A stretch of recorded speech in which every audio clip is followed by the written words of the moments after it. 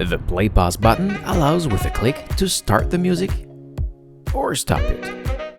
Do not forget that for the play button to work, music must have been previously selected from the application. Sonos will not randomly select a track.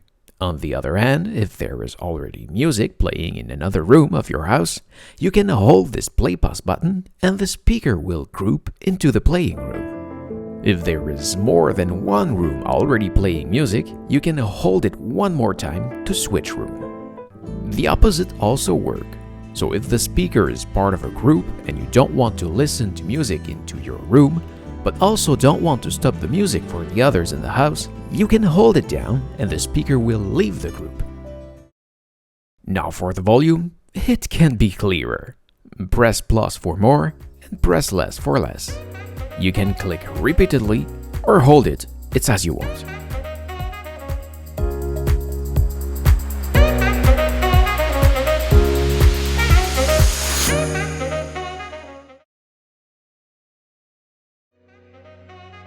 By double-clicking on the play pause button, you can skip to the next track.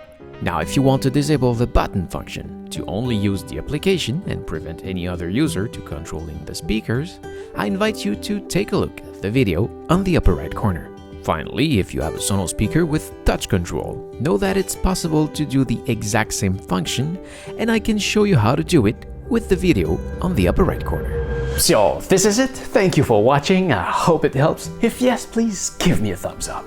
If you want to see my other Sonos tutorial, visit my link in the description or just right here. I have a lot of video on the subject. Also, feel free to leave me a comment down below. Maybe you'll give me an idea for the next video. If you're shopping for a new Sonos device, please see my link in the description. And you should also see my video how to choose the right Sonos device for you just right here. Finally, don't forget to subscribe to my channel so you can find me back easily next time you need help. Take care, and I hope to see you again, maybe on my main channel. See ya!